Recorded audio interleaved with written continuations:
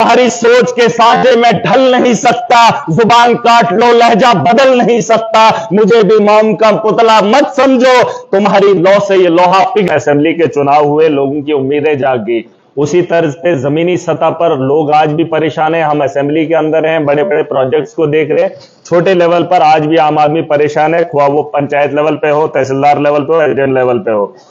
Election जब जितना जल्द हो सके किए जाए। और सर कुछ पंचायतें बहुत बड़ी है, उनका भी ख्याल किया जाए। डिलिमिटेशन करने के फौरन बाद जो है चुनाव जल्द से जल्द कराने जाने चाहिए। Sir agriculture, animal, sheep, horticulture को लेकर बहुत सारे लोगों ने बातें की। कश्मीर के अंदर हॉर्टिकल्चर है, एग्रीकल्चर है, यहां पर भी बहुत अच्छा स्कोप है। लेकिन चिनाब वैली के अंदर में सर बताना चाहूंगा, खुद से ही लोग कर रहे हैं ना, वहां किसी भी एक डिपार्टमेंट का कोई फायदा है हमें, क्योंकि ना मैंने हॉर्टिकल्चर में कोई बदलाव देखा। जो पेड़ बुजुर्गों ने लगाया था उसी पेड़ के तर्ज पे आगे भी पेड़ लगे हैं, कोई नई टेक्नोलॉजी लेकर नहीं आए। जो पुराने माल मवेशी थे वही माल मवेशी आज भी डोरे, जो 1 किलो दूध देता था उसके साथ पूरा साल लगा रहा है, पूरा अपना वक्त गुजार रहा है। इन लोगों ने कोई भी उसमें रिफॉर्म नहीं लाया। सर शिप वही पुराने ही हैं, भेड़ बकरियां वही पुराने तर्ज के हैं, नया कुछ भी नहीं। मैं चाहता हूं वहां से डिपार्टमेंट उठाकर लाए जाए, जहां पर इनको लगता है कि काम हो रहा है उन्हीं इलाकों में इन्हें दर्ज करवाया जाए। हमारे यहां जरूरत नहीं। सर एक चीज मैं बताना चाहूंगा हॉर्टिकल्चर, एग्रीकल्चर के रिलेटेड, हमारे यहां मक्खियों को आज भी बोया जाता है। जमीनों की जमीनें वहां पर लगाने का काम करते हैं। सर न मक्की पकाने वाला है कोई, और न खाने वाला है, और न उसमें इजाफा है। तो मैं अपनी आवाम से मैं चाहता हूं हाउस भी अगर थोड़ा कोऑपरेट करे, मैं भी चाहूंगा कि उसके अलावा उस जमीन से क्या उगाया जा सकता है।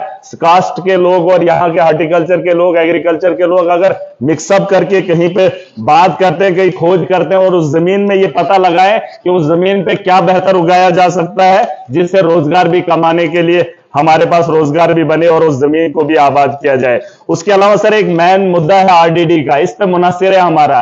4 जो हमने बताए उस पे हमारे को कोई फायदा नहीं, लेकिन आरडीडी का डिपार्टमेंट है जिससे हमारे लोगों को उम्मीद रहती है। सर जॉब कार्ड को लेकर एक बहुत बड़ी चर्चा होती है। सर स्पीकर सर इस पे थोड़ा ध्यान दीजिए, बस मैं बात ही खत्म करूंगा। सर एक बड़ा मामला बनाया जाता है कि जॉब कार्ड होल्डर काम नहीं करता है, 100 दिन काम नहीं करता है, जियो टैग नहीं होता है। सर मैं चाहता हूं इसमें थोड़ा सा रिफॉर्म अगर लाया जाए। मंत्री जी अगर मेरी बात सुनेंगे, एक ठेकेदार को आप बिल्डिंग देते हैं, उसे बताते हैं कि जितना जल्दी तो उसे कंप्लीट करे तो ठीक। एक मजदूर को आप देते हैं 10 मीटर आपको प्रोटेक्शन वाल देना है या 10 मीटर आपको रास्ता बनाना है, उसे क्यों मजबूर किया जाता है कि पूरे साल में आपने 100 दिन लगाना है और 100 दिन में ही इस काम को करना है? क्या वो मजदूर इतना सक्षम नहीं है कि उस काम को वो 1 दिन में भी कर सकता है? उसे क्यों इतना टार्चर किया जाता है, रोज रोज उठा के जियो टैग करो, 100 दिन में आपने 10 मीटर करना है? या तो उसके काम को बढ़ा दिया जाए, गांव के अंदर वो बेहतर सहूलियत दी जाए, सीमेंट का इंतजाम गवर्नमेंट करे, उस मजदूर को काम कराए। एक मजदूर जो है किलोमीटर भी काम कर सकता है। लेकिन सर सरकार की ये गलत पॉलिसी है, ठेकेदारी के तर्ज पे जैसे एक ठेकेदार को काम दिया जाता है वैसे ही जॉब कार्ड होल्डर को काम सौंपा जाए और वेंडर्स उसी के तर्ज पे रखा जाए, वो मटेरियल भी खुद करेगा। और सर मैं शर्मिंदा हूं, वेजेस हमारे यहां 259 है। मैं देख रहा था कर्नाटका के अंदर 349 है, हरियाणा के अंदर 374 है, आंध्रा के अंदर 300 है, गोवा में 356 है, केरला में 344 है। तो मेरे जम्मू कश्मीर के अंदर खास करके मैं जब अपने इलाकों को देखता हूं जो रोजगार पे मुनासिर है, आज आम मजदूर भी किसी घर का काम करता है 600 रुपया लेता है, तो वेजेस को बढ़ाया जाना चाहिए ताकि हमारे लोगों को रोजगार मिले। और सर एक मेन इसमें एक मेरी एक तजवीज है, मैं चाहता हूं कि मनरेगा एक जॉब कार्ड की स्कीम देता है हर उस जवान को, हर उस बेरोजगार को जिसकी उम्र 18 साल है। सर हमारे पास नौजवान है, पीएचडी करके हैं, एमए करके हैं, एमफिल करके हैं। मैं एक छोटा सा सुझाव देना चाहता हूं, वो ऐसे भी घर में पड़ा है, नशा ले रहा है, ना वो घर का काम कर पा रहा है, ना जमींदारी कर पा रहा है। मैं चाहता हूं सरकार को एक सुझाव है, डिपार्टमेंट्स के अंदर पोस्टें खाली हैं, अगर उसी पैसे से उस नौजवान को यह कहा जाए जो उसके अहल है, आप उससे जबरदस्ती गाय या माल मवेशी का काम मत करवाइए। जिसके एजुकेशन जिसने हासिल किया, अपना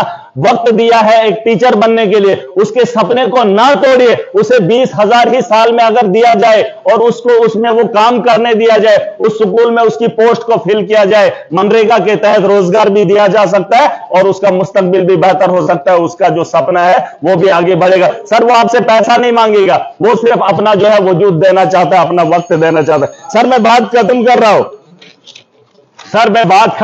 हूं, मैं चाहता हूं सर एक बात मटेरियल में बहुत बड़ी धांधली हुई, सबने कहा मटेरियल मटेरियल कहा दे दो, लेकिन जो मटेरियल लेने वाला है उसका उस काम से दूर दूर का रास्ता नहीं रहा है। आप 2005-6 से उठाकर देख लीजिए, जिन लोगों ने भी मटेरियल का बिल निकाला है वो माफिया है, जिन लोगों ने मटेरियल दिया है उसको बेचारे को आज तक नहीं पता है। मैं इस हाउस से आज एक उम्मीद करना चाहता हूं, मैंने मंत्री जज साहब से बात की है, इस बार मेरी कॉन्स्टिट्यूंसी के अंदर जिन लोगों ने मटेरियल डाला है, अगर उस आदमी को मटेरियल नहीं मिला तो बड़े पैमाने पे आगे एक बहुत बड़ा रेवोल्यूशन देखेंगे। मैं सर बात खत्म कर रहा हूं, इस शहर के साथ तुम्हारी सोच के सांचे में ढल नहीं सकता, जुबान काट लो लहजा बदल नहीं सकता, मुझे भी मॉम का पुतला मत समझो, तुम्हारी लौ से ये लोहा पिघल नहीं सकता। मैं उम्मीद करता हूं जो हाउस के अंदर बात करता हूं उस पर तवज्जो दी जाए। Thank you.